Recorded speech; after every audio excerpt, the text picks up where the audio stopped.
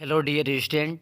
इसके पहले वीडियो में हम लोग 80 तक एमसीक्यू क्वेश्चन को सोल्व कर चुके हैं। इस वीडियो में हम लोग 81 से लेके 100 क्वेश्चन को सोल्व करते हैं। क्वेश्चन नंबर 81 है, the arithmetic mean of 1 2 3 to n is. Arithmetic mean बताना है आपको। ठीक है, तो देखो अर्थमेटिक मीन बराबर क्या होगा।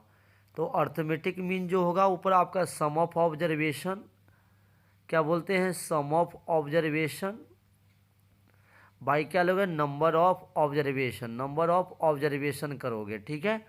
तो इस फॉर्मूला पे रखो तो देखो 1 से लेके n नेचुरल नंबर है जिसका सम क्या होता है। तो ये होता है n +1 बाई 2। ठीक है, आपका नंबर ऑफ ऑब्जर्वेशन कितना है, n है। तो नीचे n से गुना कर देना, तो n से n कट गया, तो फाइनली तुम्हारा क्या हो जाएगा, वो होगा n+1 बाई 2। ठीक है, तो ये आपका सी नंबर राइट आंसर हो गया क्वेश्चन नंबर 81 का। ओके, 82 क्वेश्चन आपका कह रहा है कि if 3 median equal to mode plus X mean then value of X निकालना है। ठीक है, वैल्यू ऑफ एक्स निकालना है। तो आपको पता हो गया आपका कि यहाँ पे जो एक्स का वैल्यू होगा वो 2 हो जाएगा। फार्मूला बेस है, क्योंकि आपको पता होना चाहिए कि मोड बराबर 3 मीडियन, ठीक है, मीडियन -2 मीन होता है। ठीक है, तो यहाँ पे x की जगह पे क्या 2 दिखाई दे रहा है, क्योंकि फिर अगर इसको इधर लेके आएंगे तो ये दोनों क्या प्लस में हो जाएगा, तो आपका x की जगह पे 2 होगा। तो कौन सा आपका राइट आंसर हो गया, तो ये आपका सी नंबर राइट आंसर हो गया क्वेश्चन नंबर 82 का।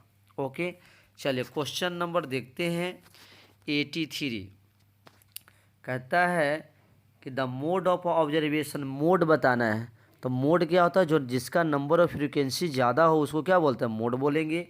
तो इसमें देखिए कौन नंबर जो है, कौन सा ऑब्जर्वेशन जब बहुत बार आया है, मेनी टाइम्स आई है। तो ये आ रहा है आपका 13, 1 2 3 टाइम आया 13। ठीक है, तो आपका क्या कहलाएगा, 13 आपका क्या कहला जाएगा, इस ऑब्जर्वेशन का मोड कहलाएगा। तो सी नंबर आपका सही हो गया 83 का सी। चलो 84 देखो, 84 में क्या कह रहा है आपका, 84 में कह रहा है कि if 10 is the mean of इतना then value of X. Mean दे दिया है, ठीक है। तो मीन इजकल टू आपको पता होना चाहिए क्या होती है। तो मीन बराबर क्या हो गया, सारे को सम कर देंगे तो कितना हो जाएगा, आपको सबको सम करो तो 7 + 9 + 13 + 15 + एक्स बाई क्या लिखोगे, कितना है, 1 2 3 4 5, 5 ऑब्जर्वेशन है, 5 कर दिया। और मीन आपको दिया हुआ ही था, 10 इधर दिया हुआ ही था। अब इसे इंटू करो तो कितना हो जाएगा, 50 इजकल टू क्रॉस कर दो और इधर से ऐड करो 15, 15 और 13 कितना होता है, 28, 28। ठीक है, चाहे इसको जोड़ दो, 13 और 7 20, और 20 और 13 35, और 35 और 9 जोड़ेंगे तो 44। तो 44 हो गया प्लस एक्स। ठीक है, तो यहाँ से एक्स का वैल्यू कितना आ गया, 6 आ गया। तो ये आपका राइट आंसर हो गया 84 का ए। ओके, चलिए 85 नंबर क्वेश्चन देखिए, the maximum value of probability of any event. तो कोई भी इवेंट का जो मैक्सिमम प्रोबेबिलिटी का वैल्यू जो होता है वो होता है 1। क्या होता है, 1। क्योंकि आपको पता है कि कोई भी इवेंट का प्रोबेबिलिटी जो होती है 0 से ग्रेटर इक्वल और 1 से इक्वल और लेस होता है 1 से। ठीक है, तो मैक्सिमम वैल्यू क्या तो 1 होती है। तो आपका कौन सा ऑप्शन सही हो गया, ए नंबर। ठीक है, चलिए 86 नंबर क्वेश्चन कह रहा है कि which of the following can not be probability of event. तो कौन सा प्रोबेबिलिटी ऑफ इवेंट नहीं हो सकता है, तो ये 50% तो होगा। ठीक है, 3/4 ये भी होगा, 0.12 होगा, लेकिन ये आपका डी नंबर नहीं होगा क्योंकि इसका वैल्यू 1 से क्या हो रहा है, 1 से बड़ा हो रहा है। ठीक है, इसका प्रोबेबिलिटी जो दिखाई दे रहा है 13/12 1 से ज़्यादा वैल्यू है, तो प्रोबेबिलिटी का मान 1 से ज़्यादा नहीं होती है। ठीक है, चलो नेक्स्ट क्वेश्चन है आपका 87। An biased die is thrown then thrown. एक डाई को क्या कर रहा है, डाई मतलब क्या होता है, लिडो। ठीक है, जिसपे 6 लिखा, 6 तक 6 डिजिट होती है, 1 से लेके 6 तक। ठीक है, तो 1 by die thrown then the probability of getting a multiple of 2, multiple of 2 बताना है। तो मल्टीपल ऑफ 2 एक ही कह रहा है ना, एक ही डाई को आपको क्या कर रहा है, पासा को फेंका जा रहा है, तो उस केज में आपका क्या हो जाएगा। तो देखो यहाँ पर फेंके तो प्रोबेबिलिटी टोटल पॉसिबिलिटी आउटकम कितना हो गया, 6 हो गया। और मल्टीपल ऑफ 2 मतलब 2 का मल्टीपल कौन कौन आएगा, 2 आएगा, 4 आएगा और 6 आएगा। ठीक है, तो ऊपर हो गया 3, तो 3/6 कट के कितना आ गया, 1/2। तो कौन सा आंसर हो गया, ए नंबर। तो 87 का ए नंबर हो गया। चलिए आते हैं 88। सब प्रोबेबिलिटी से क्वेश्चन पूछा हुआ है। A card is a drawn at a random from well shape a deck of playing card. ठीक है, then probability of getting a red card करना है। देखिए, तो एक प्लेइंग कार्ड में 52 कार्ड्स होती है, तो टोटल पॉसिबल आपका नीचे में 52 हो गया। और रेड कार्ड कितने होते हैं, 26 ब्लैक और 26 रेड होते हैं। तो 26 कर दो, ओनली क्या कर रहा है, probability of getting a red card. तो 26/52, तो कट के कितना आ गया, 1/2। तो ये आपका ए नंबर ऑप्शन हो गया 88 का। ओके, चलिए इस वीडियो में इंग्लिश मीडियम में बताया गया है कि कुछ बच्चे जो हैं बिहार बोर्ड में एग्ज़ाम दे रहे हैं, बट वही इंग्लिश मीडियम से एग्ज़ाम दे रहे हैं, तो उनके लिए स्पेशली ये वीडियो बनाया गया है। ठीक है, चलो क्वेश्चन नंबर 89 में कह रहा है कि 2 unbiased coins are toss. 2 coins को टॉस किया जा रहा है, then probability of getting least 1 head, है ना, एटलीस्ट 1 हेड। एटलीस्ट मतलब कम से कम एक हेड आने का। तो आपका 2 कॉइन्स को टॉस करो, टोटल पॉसिबिलिटी कितना होता है, 4 होती है। हेड हेड, हेड टेल, ठीक है, टेल टेल, और क्या हो गया, टेल हेड। इस तरह का 4 पॉसिबिलिटी हो गया। तो नीचे में आपका क्या 4 हो जाएगा टोटल पॉसिबिलिटी। और एटलीस्ट 1 हेड, एक हेड से ज़्यादा भी आ सकता है। तो देखो ऐसा कितना हो सकता है, आपका कितना पॉसिबिलिटी हो सकती है, 1 2 हेड वाला भी हो जाएगा, 1 हेड वाला भी हो जाएगा, 1 हेड वाला भी हो जाएगा। लेकिन जिसमें खाली टेल टेल होगा वो नहीं होगा, तो ओनली 3 हो जाएगा। तो 3/4 हो गया आपका आंसर। तो ये डी नंबर आपका सही हो गया 89 का। चलिए 90 number question. The number of possible outcome by tossing 3 coins. 3 coins को जब टॉस करोगे तो 2 पे पावर 3 कर दो, that is 8। Total possible outcome कितना हो जाएगा, 8 हो जाएगा। बहुत ही आसान क्वेश्चन दिए हुए था। तो 19 का आपका डी हो गया। 91 में देखिए क्या क्वेश्चन कर रहा है। The area of A square inscribed in a circle of radius. देखिए एक सर्कल है जिसमें आपका एक स्क्वायर इंस्क्राइब्ड है। ठीक है, स्क्वायर इंस्क्राइब्ड है। तो हमको एरिया पे स्क्वायर निकालना, तो एरिया पे स्क्वायर निकालने के लिए आपको साइड मालूम होना चाहिए। तो सबसे पहले देखिए आप, ये डायगोनल क्या हो जाएगा, स्क्वायर का जो डायगोनल होगा वो क्या हो जाएगा, सर्कल का डायमीटर हो जाएगा। ठीक है, तो यहाँ से आपको सर्कल का डायमीटर आपको ऑलरेडी पता है।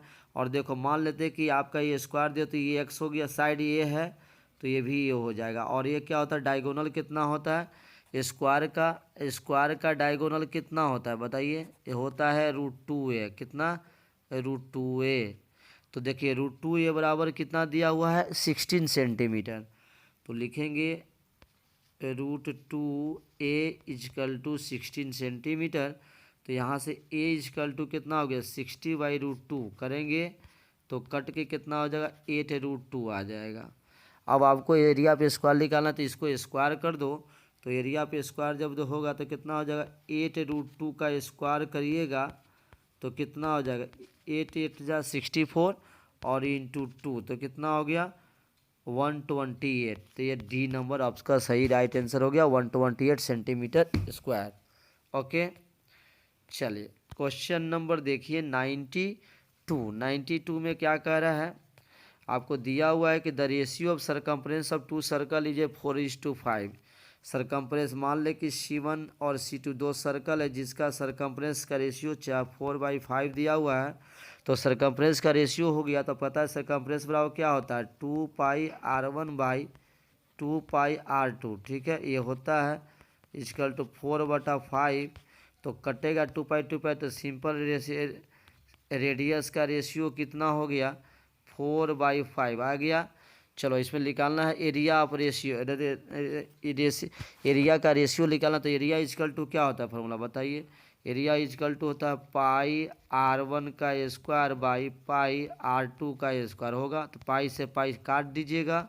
देखो r1/r2 यहाँ 4/5 था, तब 4/5 का स्क्वायर कर दो तो कितना आता है 16/25। तो ये आपका 16/25 सही आंसर हो गया आपका 92 क्वेश्चन का। चलिए 93 क्वेश्चन का आंसर देख लीजिए।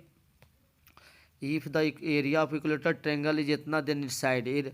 आपको पता है एरिया ऑफ इक्विलेटरल ट्रायंगल कितना होता है √3/4 दिया हुआ है। कितने के बराबर दिया हुआ है 9√3 के बराबर। आपको साइड निकालना, तो यहाँ साइड निकल जाएगा। देखो √3 से √3 कट गया, तो a² बराबर 9×4 जा कितना 36। तो a = 6 आ गया। तो साइड कितना हो गया 6 सेंटीमीटर। क्वेश्चन ये सोल्व हो गया, ठीक है। 94 नंबर क्वेश्चन देखिए क्या कर रहा है। If the sum of the circumference of two circle of radii r1 r2 are equal to the circumference of circle of radius r, then what. बहुत सिंपल है। देखो यहाँ पर दो सर्कल है जिसका C1 + C2 दोनों सरकमफ्रेंस का सम एक और थर्ड सर्कल के सरकमफ्रेंस के बराबर हो रहा है, और तीनों का रेडियस दिया हुआ है ऑलरेडी। कितना कितना दिया हुआ है, तो ये को लिखेंगे 2πr1 + 2πr2 equal to, capital में दिया हुआ कैपिटल में लिख लिया r1 और r2 कर दीजिए। यहाँ पर 2πr है जो थर्ड दो सर्कल का जो सरकमफ्रेंस का सम है तीसरे सर्कल के सरकमफ्रेंस के बराबर है। अब यहाँ 2π कॉमन कर लो सम में, तो सिंपल बचेगा r1 + r2 equal to r। तो ये रिलेशन आ गया। तो ये कौन सा आपका सही है, बी नंबर आपका राइट आंसर हो जाएगा। समझ रहे हैं। चलिए क्वेश्चन नंबर 95 देखिए। 95 if the height and radius of the cone are thriced then volume of the cone equal to क्या हो जाए। वॉल्यूम ऑफ कोन होगा। आपको पता है कि वॉल्यूम जो होता है कोन का डायरेक्टली प्रोपोर्शनल टू किसके होता है। वॉल्यूम में देखो वॉल्यूम का फॉर्मूला कोन का क्या होता है, पहले लिख लीजिए। कोन का फॉर्मूला 1/3 πr² होता है। तो यहाँ भी डायरेक्टली प्रोपोर्शनल किसका है रेडियस का, और क्या भी डायरेक्टली प्रोपोर्शनल किसका है हाइट का। तो कह रहा है कि हाइट और रेडियस दोनों क्या करें सब थ्राइस मतलब 3 टाइम्स कर दिया गया। तो देखिए रेडियस को जब 3 टाइम्स करेंगे तो वॉल्यूम 9 टाइम्स हो जाएगा, और हाइट को भी 3 करेंगे तो 3 टाइम ये हो गया। तो दोनों का पोर्ट्रेट करेंगे तो कितना टाइम्स बढ़ गया, तो 9 × 3 तो 27 टाइम्स। तो ये 27 टाइम्स वॉल्यूम बढ़ जाएगा, ठीक है। जब रेडियस और हाइट अगर थ्राइस कर दिया जाएगा तो रेडियस हाइट थ्राइस किया तो 3 × 3 = 9, और 3 और करेंगे तो 27 टाइम्स। समझ गए। 96 नंबर क्वेश्चन बहुत ही आसान क्वेश्चन दिया हुआ है। The total surface area hemisphere. तो हेमीस्फीयर ये बार बार देखो ये कि हेमीस्फीयर इस तरह का फिगर दिया हुआ है। इसका टोटल सरफेस एरिया जो होता है, देखो यहाँ पर भी एक ऊपर सर्कल ऊपर एक क्या है आपका सर्कल के शेप में है, और ये आपका ये हाफ का कितना होता है, हाफ का होता है 2πr², और ऊपर में क्या हो जाएगा πr²। इसीलिए टोटल सरफेस एरिया 3πr² होगा। बहुत ही इंपॉर्टेंट क्वेश्चन है। तो ये बी आपका सही आंसर हो गया। ये VVI क्वेश्चन आपका है, ठीक है। उसके बाद एक फार्मूला पे ही दे दिया है। देखिए question number 97 the volume of frustum of cone. तो ये फार्मूला होता है, ये होता है 1/3 πh capital R² small r² और r × r प्रोडक्ट होता है। तो ये नंबर आपका सही आंसर है। ये फार्मूला पे ही दिया हुआ है। चलो क्वेश्चन नंबर 98 देखो। What is the common difference of AP in the which दिया हुआ, ये गिवन कंडीशन दिया हुआ है, इसमें आपको कॉमन डिफरेंस निकालना है। तो इसमें मान लें कि फर्स्ट टर्म ये है, तो देखो A18 और A14 है। तो A18 का मतलब क्या, उसमें घटाओ ऐसे लिखोगे। A18 को लिख सकते हो A + 17D माइनस A14 को क्या लिख सकते हो, A माइनस 13D,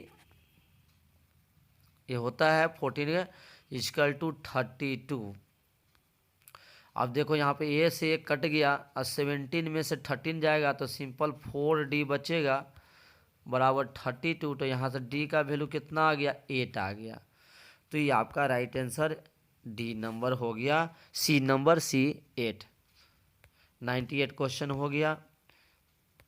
देखते हैं question number 99। The diameter of sphere is दिया हुआ है। देखो आपका स्फीयर का डायमीटर दिया हुआ है, तो सरफेस एरिया निकालना है। तो सरफेस एरिया कैसे लिखो, देखो डायमीटर होता है तो इस पर रेडियस कितना हो गया, रेडियस हो गया हाफ कर दोगे तो 21 सेंटीमीटर हो गया ना। सरफेस एरिया क्या होता है, स्फीयर का सरफेस एरिया होता है 4πr²। तो 4 गुने 22/7 गुने r², तो 21 गुने 21 कर दो तो 7 3 जा कट गया ये, और आपको 88 में गुना कर दो कितना, 63 से। तो करने के बाद आपको कौन सा आंसर आ जाएगा, तो आपका ये हो जाएगा,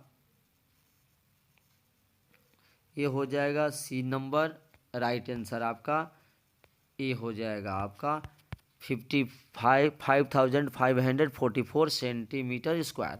ओके, लास्ट क्वेश्चन 100 नंबर क्या कह रहा है, the height of the cylinder 40 centimetre, curve surface area is 264 centimetre, the volume of cylinder निकालना है। तो बहुत ही आसान क्वेश्चन, वॉल्यूम ऑफ सिलेंडर क्या होता है, तो ये फार्मूला होता है πr²h। अब यहाँ देखो, ये ध्यान देना, height, the height of cylinder तो दिया हुआ है और कर्व सरफेस एरिया दिया हुआ है। कर्व सरफेस एरिया ऑफ इतना दिया, तो सबसे पहले कर्व सरफेस एरिया का फॉर्मूला क्या होता है, 2πrh। तो 264 हो गया। अब इसको सोल्व करो थोड़ा सा, तो क्या हो जाएगा, 2 गुने 22/7 गुने r गुने h, h का वैल्यू कितना है 14 इक्वल टू 264, ये हो गया। अब इससे तुम काटोगे 2 टाइम में तो 132 टाइम में कट गया, और इससे 22 से कटोगे तो 6 टाइम में कट गया। ठीक है, उसके बाद 7 से 2 काट दो, इधर हो गया तो r बराबर 2 हो गया, 6 हो गया तो 6/2 करोगे तो 3 हो गया। तो रेडियस 3 तुम्हारा आ गया। अब इसमें वैल्यू पुट कर दो, तो 22/7 गुने 3 का स्क्वायर करोगे तो 9 गुने h कितना है 14, इससे इसे 2 टाइम में कट गया तो कितना 44 गुने 9, 44 इंटू 9 हो गया। इसको इंटू कर दोगे तो 36, ये डी नंबर आपका सही आंसर हो गया। तो इस तरह हम लोग 100 क्वेश्चन को सोल्व कर लिए, और इस बेसिकली हम लोग इंग्लिश मीडियम में इसके सारे क्वेश्चन को सोल्व किए हैं।